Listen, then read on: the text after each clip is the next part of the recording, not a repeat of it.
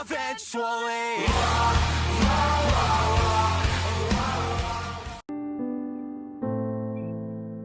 하나님은 영이시니 예배하는 자가 신령과 진정으로 예배할지니라. 영이신 주님을 예배합니다. 이 시간 우리의 찬양을, 우리의 예배를 받아 주시옵소서. 예수님의 이름으로 기도합니다. 아멘. 다음 시간은 성경 봉독 시간입니다. 오늘 하나님께서 우리에게 주신 말씀은 베드로전서 1장 8절부터 9절 말씀입니다. 베드로전서 1장 8절부터 9절 말씀입니다. 다 함께 한 목소리로 합독하도록 하겠습니다. 시작. 예수를 너희가 보지 못하였으나 사랑하는도다. 이제도 보지 못하고 믿고 말할 수 없는 영광스러운 즐거움으로 기뻐하니 믿음의 결국 곧 영혼의 구원을 받음이라. 아멘. 네, 오늘 함께 말씀을 나누겠는데요. 저희가 풍성한 삶의 기초라는 그 내용을 토대로 지금 제 계획으로는 12번에 걸쳐서 함께 말씀을 나누려고 하는데 오늘은 바로 네 번째 시간이 되겠습니다. 저희가 지난주에 하나님과의 새로운 관계라는 주제로 말씀을 함께 살펴보았습니다. 오늘은 하나님을 사랑하는 방법, 그리고 그 중에서 예배와 기도와 순종이라는 내용을 여러분들과 함께 말씀을 통해 나눠보려고 합니다. 그리스도의 십자가의 죽음으로 허물과 죄로 죽은 우리들을 그리스도께서 살려주셨습니다. 그리스도께서 우리를 위하여 십자가의 죽으심으로 우리가 하나님의 자녀가 되는 놀라운 특권을 얻게 되었죠. 우리가 이것을 어떻게 알 수 있냐면 바로 성경을 통해 알 수 있습니다. 성경을 듣고 읽고 묵상하고 연구하고 암송함을 통해서 하나님께서 우리를 향한 당신의 뜻을 알게 되는 것이죠. 오늘은 그 우리들이 하나님을 사랑하는 방법이 어떤 것이 있는지를 저희가 함께 살펴보도록 하겠습니다. 네, 몇 년 전에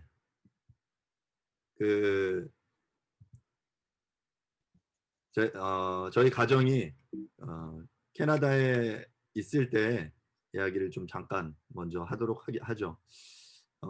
캐나다에서의 그 3년의 시간, 공부 시간을 마치고 마지막으로 가족들이 좀 이렇게 시간을 보내면서 여행을 하게 됐습니다. 그랜드 캐년을 방문하기 위해서 LA에서 밴쿠버를 떠나서 LA에서 라스베가스를 거쳐서 그랜드 캐년을 방문했습니다. 미국 서부에는 자연경관이 뛰어난 곳이 매우 많은데 요세미티, 세콰이어 국립공원, 그랜드 캐년, 자이언, 아치스 캐년, 브라이스 캐년 여러 많은 그런 캐년들이 그곳에 있어요.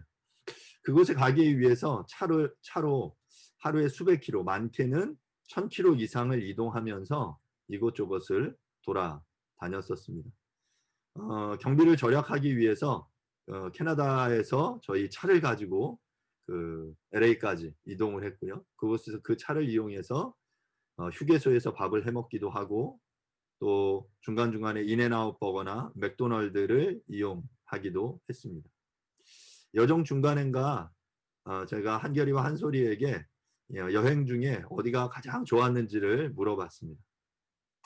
물론 질문을 하는 저로서는 뭐 그란드 캐년이나 아주 멋진 자연경관, 브라이스 캐년 이런 게 좋았다라는 이야기를 기대했었죠.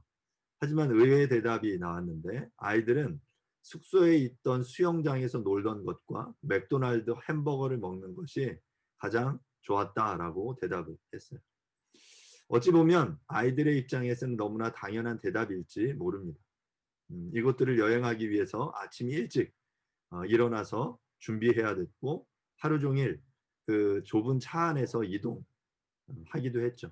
피곤한데 빨리빨리 이동하면서 그 뭔가를 이렇게 보면서 감상하는 것을 아이들에게 요구하는 것은 무리일지도 모릅니다. 그래서 아이들은 아주 그 멋진 장관을 감상하기보다 수영장에서 아빠하고 수영하고 햄버거를 먹는 것이 더 좋았을지도 모릅니다. 예, 아이들에게는 그것이 이해가 되는 부분이죠. 어찌 보면 우리의 신앙생활도 이렇지 않은가라는 생각을 해보게 됩니다.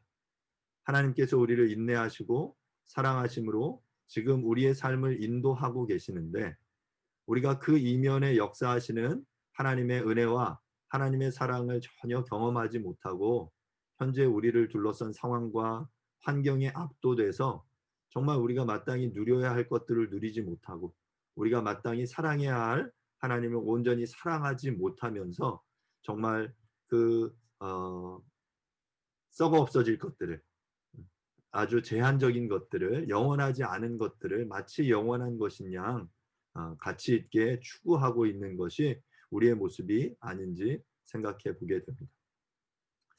예술 작품을 감상하는 것도 마찬가지죠. 저도 이렇게 미술 작품을 감상하는 것에는 이렇게 경험이 별로 없는데요. 미술 작품을 알면 그것을 들여다보고 감상하는데 시간이 길어집니다. 이렇듯 무엇이든지 알면 누릴 수 있는 것들이 많아지게 되는 것이죠. 마찬가지로 하나님도 마찬가지다라는 생각을 해봅니다. 하나님을 모르는데 어떻게 하나님을 느낄 수 있습니까? 그림에 대해서, 음악에 대해서 모르면 그것을 누릴 수 없는 것이죠. 오늘은 하나님을 사랑하는 방법으로 예배와 기도와 순종에 대해서 알아보려고 합니다. 첫 번째 예배인데요. 예배란 무엇인가에 대해서 좀 생각을 해보도록 하겠습니다. 예배란 하나님이 어떤 분인지, 또한 그분이 하신 일이 무엇인지 알아가면서 그분에 대해서 경탄하는 것, 감탄하는 것, 그리고 그분께 몰입하는 것이다 라고 말할 수 있습니다. 오늘 함께 읽은 베드로전서 1장 8절 9절은 이렇게 말하고 있는데요. 예수를 너희가 보지 못하였으나 사랑하는도다. 이제도 보지 못하고 믿고 말할 수 없는 영광스러움으로 기뻐하니 믿음의 결국 곧 영혼의 구원을 받음이라 라고 말합니다. 본문을 보면 예배라는 단어가 직접적으로 나오지는 않습니다. 하지만 이 본문을 잘 보면 예배의 본질이 무엇인지를 우리에게 잘 설명해 주고 있다라고 생각됩니다. 베드로가 기록한 서신서이죠. 베드로는 예수님을 만나고 누구보다 많은 시간을 그분과 함께 보내며 그분을 경험했습니다. 예수님께서 이적을 베푸시는 현장에도 그는 함께 있었고, 그분이 천국 복음을 선포하시는 현장에도, 또한 그분이 고난받으시고 십자가에 돌아가시는 현장에도 함께 있었습니다. 그뿐 아니라 부활하신 예수님과 함께 했고 승천하신 예수님도 배웠습니다. 그런데 지금 이 베드로전서 서신서를 받고 있는 교인들은 주님을 직접 보지는 못했어요. 그러한 경험이 없는 거죠. 하지만 말로 전해 들었을 뿐입니다. 여러 사도들을 통해서, 여러 증인들을 통해서 예수가 이런 가르침을, 예수가 이런 이적을, 그분이 십자가에 달려 죽으시고 부활하셨다, 부활하신 그분이 우리에게 이런 약속을 주셨다라는 것을 그들은 사람들의 이야기를 통해 듣게 되는 것이죠. 자, 그런데 그들이 주님을 직접 보지 못했는데 말로 전해 들었을 뿐인데, 그 초대 교인들은 오늘 본문에서 읽은 1장 8절의 이야기처럼 예수님을 본 일이 없는데 그분을 믿고 말할 수 없는 영광스러운 즐거움으로 기뻐했다라고 말하고 있어요. 저는 바로 이것이 예배다라고 생각해요. 말할 수 없는 영광스러운 즐거움으로 기뻐하는 행위. 우리가 그분을 직접 보지 못했지만 성경에 기록된 그 하나님을 알고, 그래서 그 하나님이 단순히 초월적인 존재가 아니라 멀리 계신 그 분이 아니라 우리가 사랑할 수 있고 의지할 수 있고 믿을 수 있고 따를 수 있는 그런 인격적인 분이시라는 사실을 알기에 그분을 즐거워하는 것, 그분을 영광스러운 즐거움 가운데서 마음속에 기쁨이 막 가득 차는 그러한 그 모습이 바로 그 인격적인 관계가 바로 예배다라는 것입니다. 앞서 이야기한 대로 미술 작품을 모르는 사람을 프랑스 루브르 박물관에 데려다 놓으면 아마 그보다 더 큰 고통은 없을 겁니다. 그 사람은 미술관보다 공원의 벤치, 멋진 카페나 명품 혹은 기념품 가게가 훨씬 더 좋을 것입니다. 대부분 많은 한국 여행객들이 유럽을 여행하면 이런 그 박물관을 가는데 그 박물관은 정말 2박 3일 아니 일주일 내내 봐도 못 볼 만큼의 많은 그 작품들이 있지만 뭐 실제로는 몇 시간 만에 둘러보고 사진 찍고 나오는 게 다인 거죠. 왜냐하면 뭐 시간이 없기도 하지만 그 작품을 알지 못하기 때문에 그런 거예요. 하지만 그 작품을 안다면 그 어떤 각각의 작품이 지니는 의미와 그 메시지를 읽어낼 수만 있다면 아마도 그 루브르 박물관에 그 보내주는 것은 그에게 있어서 고역이 아니라 최고의 영광이자 즐거움이 될 것입니다. 마찬가지로 예배도 마찬가지가 아닌가라는 생각을 해보게 돼요. 하나님을 잘 알지 못하는 사람에게 그분을 사랑하지 않는 사람에게 예배는 고역입니다. 뭐 중학교나 고등학교, 대학교에 이제 미션 스쿨들이 있죠. 미션 스쿨에서 이렇게 예배를 체플을 필수로 드립니다. 예수를 믿고 따르는 이들은 그 체플에서의 예배가 하나님의 그 영광스러움을 경탄하는 그런 아주 기쁜 시간이 될 수 있지만 하나님을 모르는 하나님을 사랑하지 않는 사람들에게 그 예배 시간은 너무나 힘겹고 고역의 시간인 것이죠. 그래서 우리가 하나님을 알고 그분을 향해서 우리의 그 마음을 표현하고 그분을 향해 기쁨을 높여드리고 노래하는 그것이 바로 예배 행위다라고 생각합니다. 마치 하나님께 드리는 예배 행위는 우리가 사랑하는 사람과 함께 시간을 보내는 것과 같다라고 생각해요. 내가 좋아하지 않는 불편한 사람과 시간을 보내는 건 너무 힘든 일이죠. 하지만 반대로 내가 너무 사랑하는 그녀와 내가 사랑하는 그 남자와 함께 시간을 보낸다라는 것은 너무나 기쁘고 설레고 좋은 일이에요. 더 많은 시간을 보내고 싶고 함께 대화하고 싶고 서로를 만지고 싶은 것. 바로 이것이 사랑하는 관계인 거죠. 바로 예배는 바로 하나님과의 그러한 관계다라고 생각이 돼요. 그렇다면 예배가 어떻게 가능한지 우리가 함께 생각을 해보려고 합니다. 요한 1서 3장 1절인데요. 보라, 아버지께서 어떠한 사랑을 우리에게 베푸사 하나님의 자녀라 일컬음을 받게 하셨는가. 우리가 그러하도다. 그러므로 세상이 우리를 알지 못하면 그를 알지 못함이라. 가기 싫은데 억지로 가서 앉아있는 것이 예배가 아닙니다. 예배란 하나님이 우리를 불러주신 것, 하나님의 자녀로 일컬음 받게 하신 것에 대한 감격의 표현입니다. 계속해서 강조하지만 우리가 풍성한 삶을 누리고 우리가 이 예배 가운데 기쁨을 누리기 위해서는 우리가 어떤 존재였는지, 그래서 어떠한 우리가 죽을 수밖에 없는 존재들이었는데 그 하나님이 우리에게 사랑을 베푸셔서 하나님의 자녀가 되었어요. 하나님의 자녀가 되게 해주신 것이죠.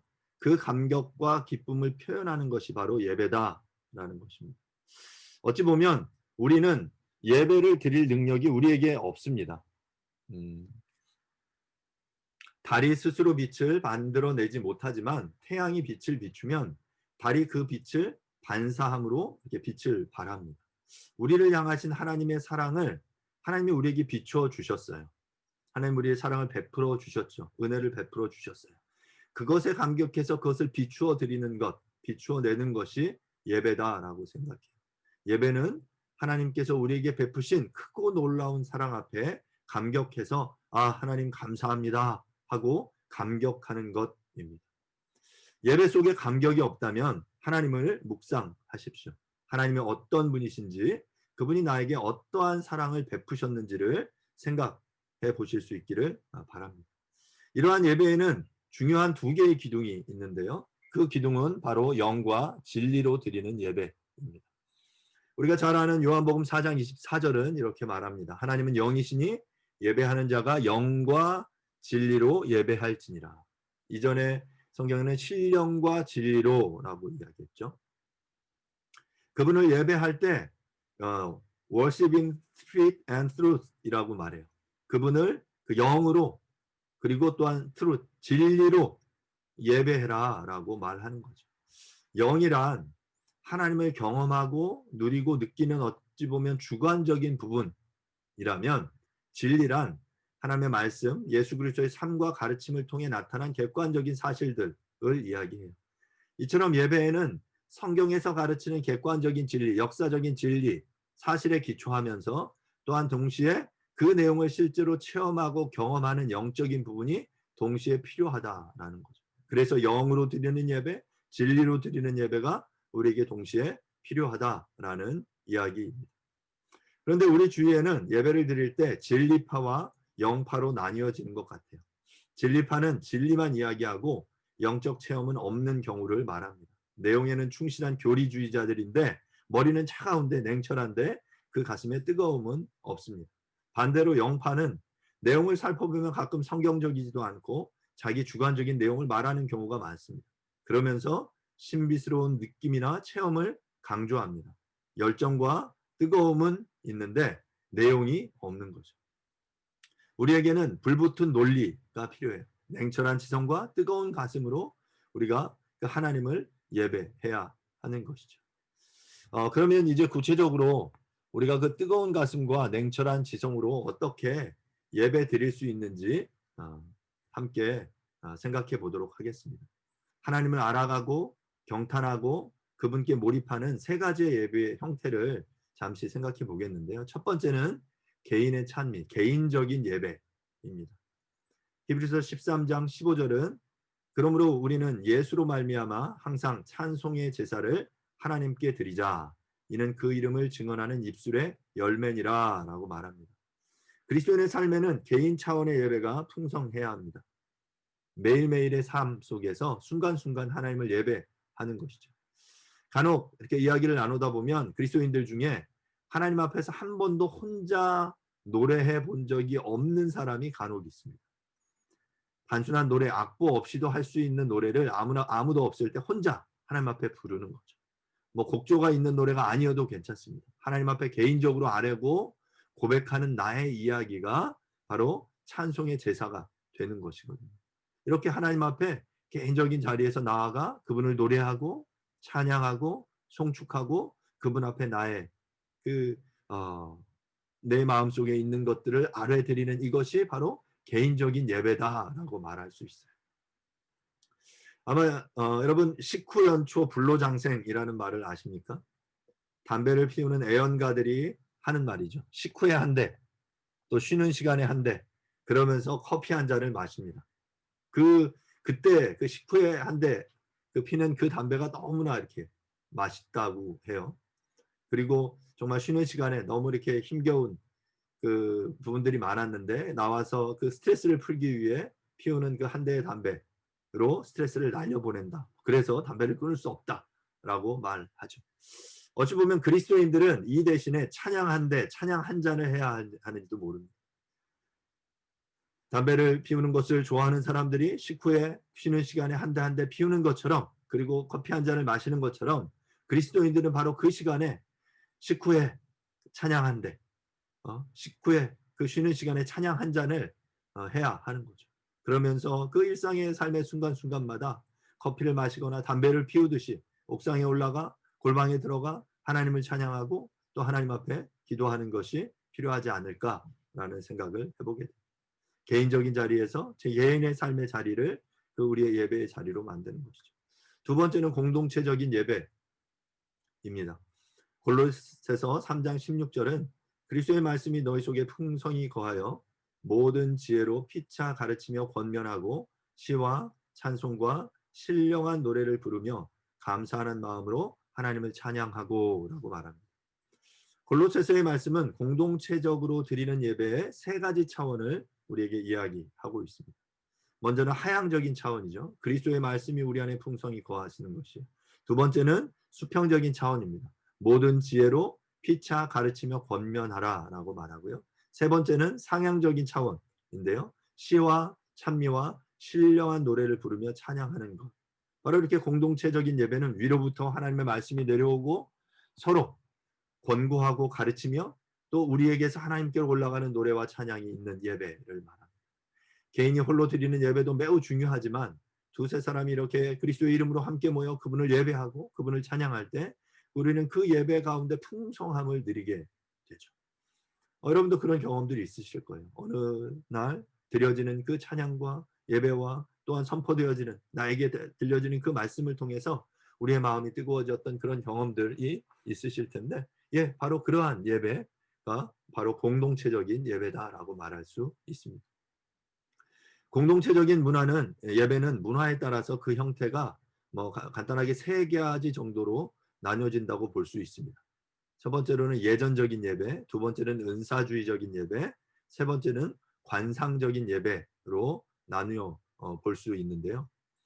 예전적인 예배는 엄격하게 순서가 정해져 있는 예배 스타일입니다. 가톨릭이나 정교, 전통 장로교의 예배 스타일을 말할 수 있죠.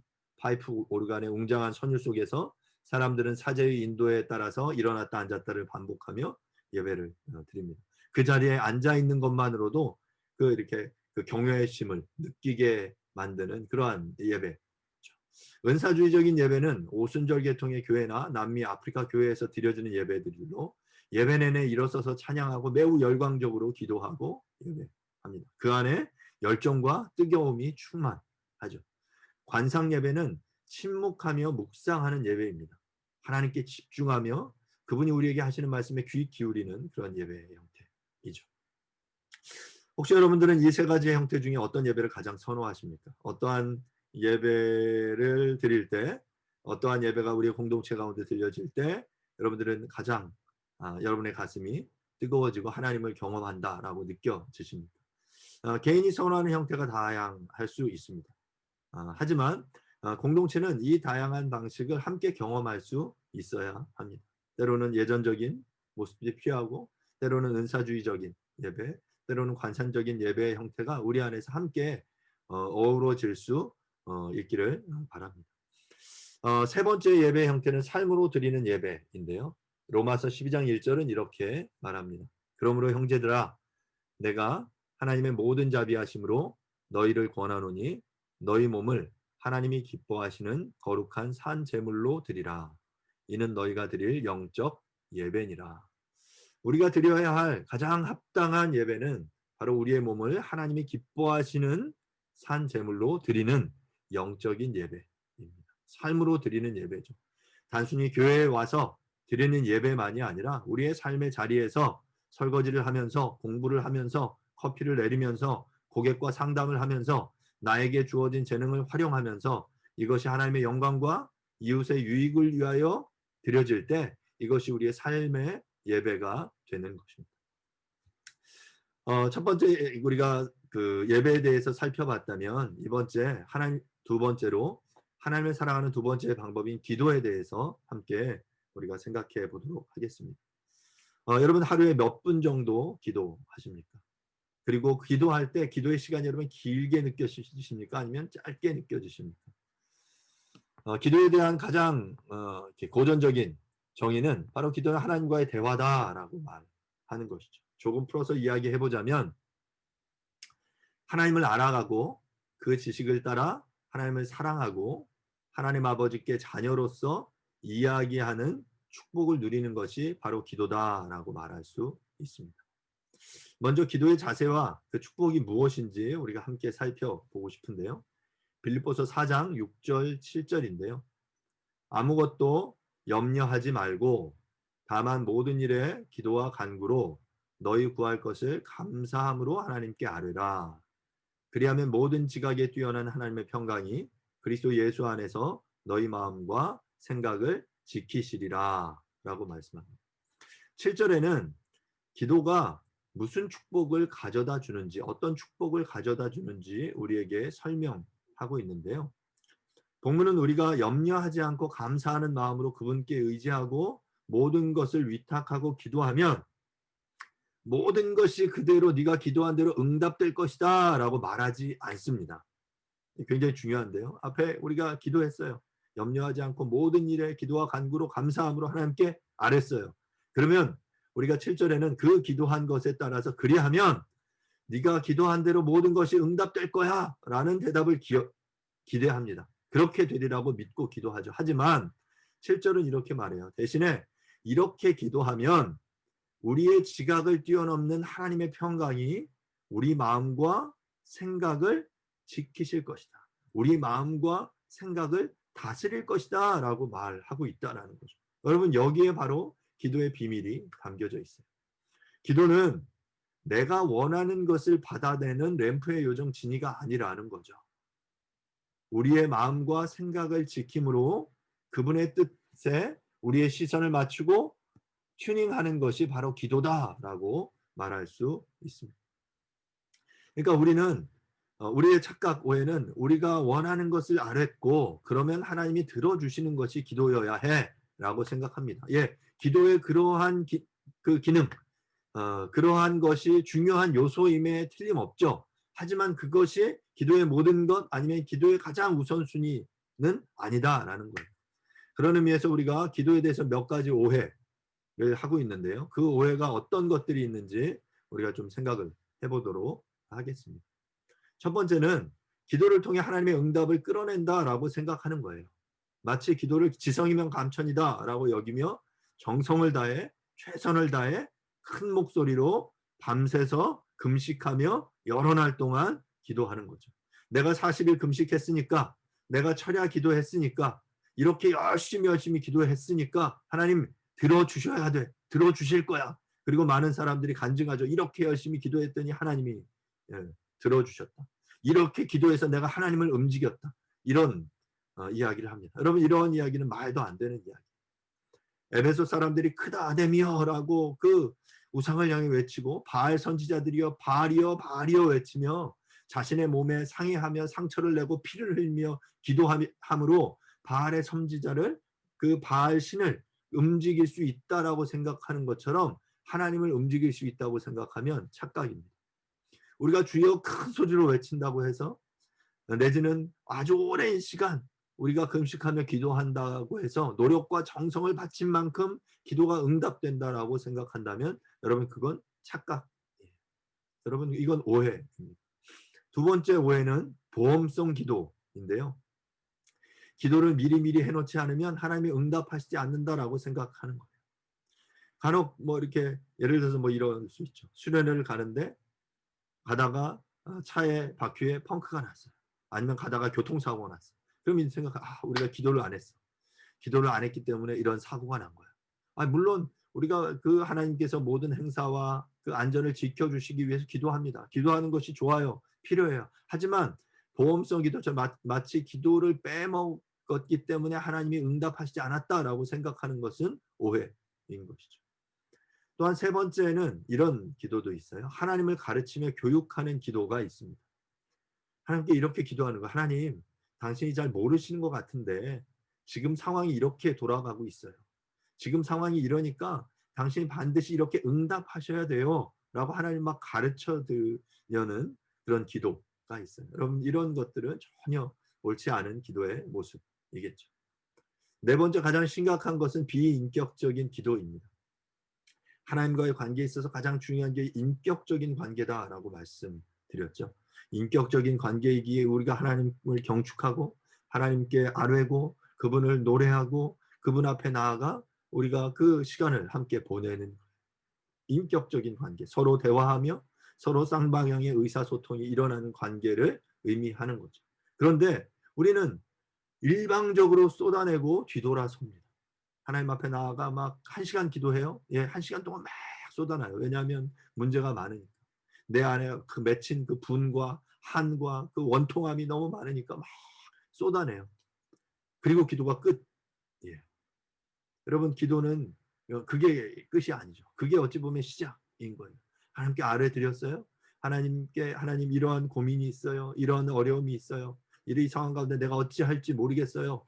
라고 한다면 그렇게 아뢰드렸다면 그리고 나서 또 중요한 기도의 시간은 하나님께서 그러면 나에게 어떻게 역사하시는지 뭐라고 말씀하시는지 들어야 하는 거죠. 예를 들어 보겠습니다. 어떤 초등학교에 그 교사가 있습니다. 신입 교사가 굉장히 뭔가 이렇게 불평과 불만이 많이 있어요. 그래서 교장 선생님 방에 똑똑 노크를 하고 들어갑니다. 그래서 교장 선생님 앞에서 그 신임 교사가 한참인가 뭔가를 그 소리치면서 뭔가를 그 토로했어요. 이야기했어요. 막 큰 소리로 이야기를 했어요.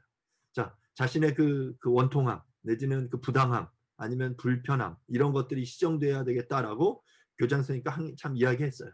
자, 그리고 나면 어떻게 해야 될까요? 그리고 나서 그러면 교장 선생님이 어떻게 뭐라고 말씀하시는지 그럼 뭔가 내가 오해하고 있는지를 그 설명을 들어야 하는데 듣지 않는 거죠. 예, 제 이야기는 이제 끝났습니다 하고 뒤돌아서 나가버리는 거죠. 그러면 어떻게 되겠습니까? 교장 선생님이 이렇게 소위 말로 벙 찌는 거죠. 내가 지금 설명해야 되는데 지금 저 뭔가 오해하고 있는데 왜 그런 지시를 했는지 내가 이야기를 해야 되는데 그 큰 그림을 못 보기 때문에 그 신입 교사가 그 상황에서 고민하고 이렇게 어려워하는 이유들을 설명해야 되는데 그 설명을 전혀 듣지 않고 나가버리는 거죠. 마치 우리의 기도, 비인격적인 기도는 바로 그와 같습니다. 그래서 기도에는 반드시 듣는 시간이 필요한 것이죠. 규칙적인 기도의 시간을 확보해서 하나님과의 충분한 대화를 나누는 저와 여러분들이 될 수 있기를 간절히 바랍니다. 이제 마지막 세 번째로 우리가 하나님을 사랑하는 세 번째 방법인 사랑으로 드리는 순종에 대해서 함께 생각을 해보도록 하겠습니다. 우리는 예배와 기도로 하나님께 우리의 사랑을 표현합니다. 그런데 하나님을 정말 사랑하는 사람들에게 나타나는 또 다른 중요한 특징 하나는 바로 순종입니다. 요한복음 14장 21절은 나의 계명을 지키는 자라야 나를 사랑하는 자니 나를 사랑하는 자는 내 아버지께 사랑을 받을 것이요 나도 그를 사랑하여 그에게 나를 나타내리라. 하나님에 대한 사랑이 예배나 찬양 시간에 입술로 고백하는 것 또는 그 하나님께 아뢰드리는 기도로 끝나지 않습니다. 정말로 하나님을 사랑해서 하나님을 찬양하고 예배했다면 그리고 또한 하나님을 주로 고백하며 그래서 그분 앞에 우리의 어, 마음을 토로했다면 그 다음에는 우리는 목숨 걸고 우리의 원수까지 사랑해야 하고 주님의 몸된 교회를 위해 섬겨야 하고 우리 주위의 소자들을 섬겨야 합니다. 예배는 열심히 드리고 기도는 열심히 하지만 다른 사람들을 섬기고 희생하는 일에 매우 인색한 사람들을 보게 됩니다. 이런 사람들은 영적으로 어린 아이들이죠. 진정으로 하나님을 사랑하면 그분께 순종하고 그분께서 진정으로 원하시는 뜻대로 이웃을 사랑하게 되는 것입니다.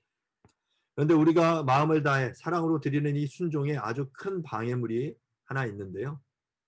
바로 그것은 재물이라고 주님께서 말씀하십니다.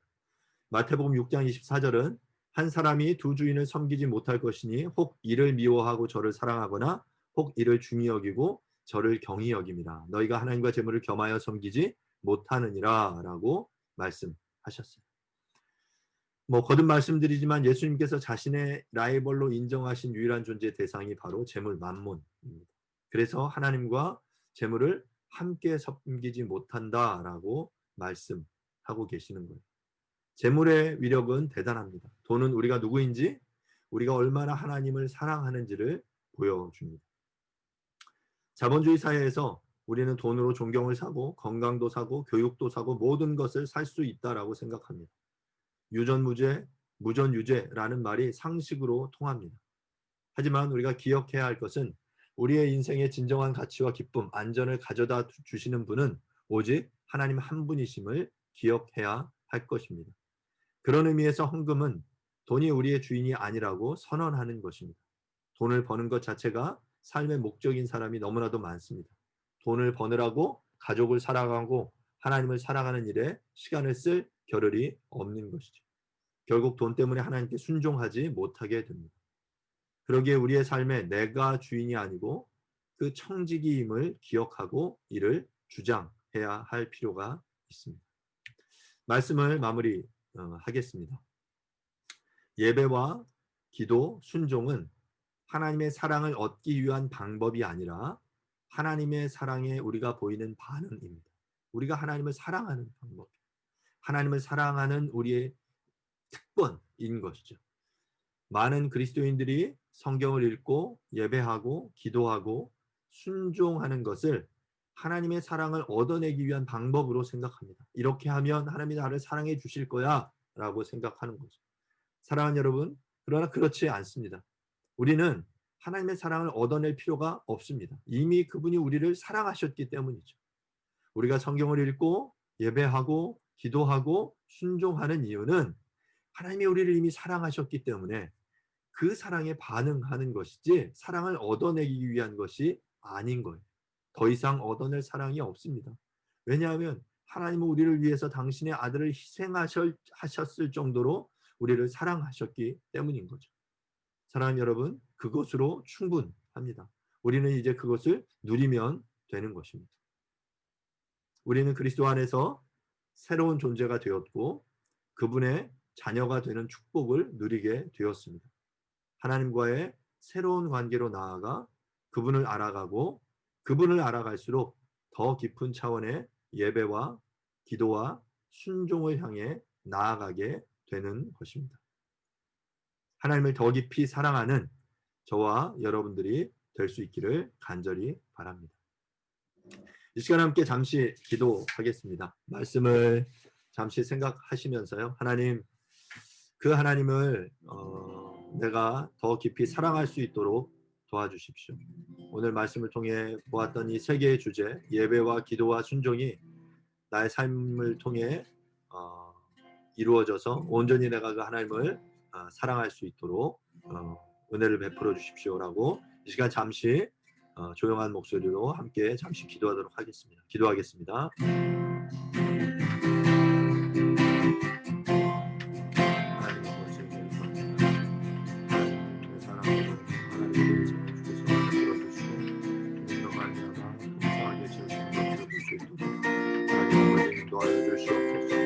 하나님 예배합니다. 주님 찬양합니다. 하나님 아버지 감사합니다. 주님 하나님 바라보도록 도와주시옵소서.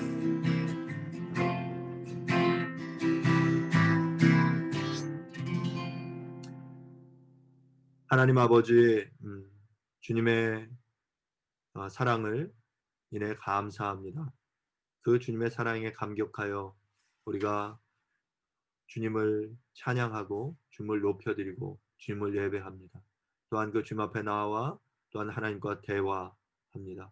또한 그 사랑에 감격하여 주님의 그 명령 앞에 우리가 순종합니다. 주님, 우리의 사랑이 더욱더 깊어지게 도와주십시오. 이것이 억지로 드리는 그러한 사랑이 아니라 사랑을 얻어내기 위한 노력이 아니라 주님의 사랑에 감격하여 그것에 반응하는 우리의 자발적인 또한 모습이 되어지도록 도와주십시오. 우리의 신앙의 삶 가운데 예배와 기도와 순종의 삶이 더욱더 풍성해지도록 더욱더 깊어지도록 우리에게 은혜를 베풀어 주시옵소서. 감사드립니다. 예수님의 이름으로 기도합니다. 아멘. 이 시간 함께 공동체의 기도를 함께 드리도록 하겠습니다. 첫 번째, 회개와 예배. 한 주간 삶을 돌아보며 회개와 감사의 기도를 드립니다. 하나님의 임재를 경험하고 거룩함을 회복하는 예배 되게 하소서. 두 번째, 더 깊은 교회. 예수님의 십자가를 따라 살고 부활을 증언하는 성도와 교회 되게 하소서. 주님을 기뻐하고 주님을 기쁘시게 하는 교회 되게 하소서. 성경을 사랑하고 바르게 배우고 가르치며 행하는 성도와 교회 되게 하소서. 한국교회가 정치 이념으로 나뉘어지지 않고 복음으로 하나 되게 하소서. 나라와 민족, 남북 평화 통일의 길이 열리게 하소서. 노동의 가치가 인정되고 생명이 존중되는 나라 되며 공평과 정의가 회복되는 나라 되게 하소서. 코로나19로 인한 위험이 속히 사라지게 하소서. 세계 선교, 복음을 전하기 위해 수고하는 국내외 선교단체들과 선교사들에게 지혜와 능력을 주사 좋은 열매, 바른 열매 맺게 하소서. 아멘. 네, 뉴시치 교리문답 48번 문화입니다. 함께 보겠습니다. 교회는 무엇입니까? 교회는 하나님이 직접 택하시고 지키시는 공동체입니다. 이 공동체는 영생을 얻도록 택함받고 믿음으로 하나 된 자들로 함께 하나님을 사랑하고 따르며 배우고 예배합니다. 하나님은 이 공동체를 보내셔서 복음을 선포하게 하시고 함께 나누고 서로 사랑하는 모습을 통해 그리스도의 나라를 미리 보여주십니다. 아멘. 예, 이 시간에 마지막으로 공동 축도로 예배를 마치도록 하겠습니다. 공동 축도하죠. 여호와는 내게 복을 주시고 너를 지키시기를 원하며 여호와는 그의 얼굴을 내게 비추사 은혜 베푸시기를 원하며 여호와는 그 얼굴을 내게로 향하여 드사 평강 주시기를 원하노라. 아멘. Eventually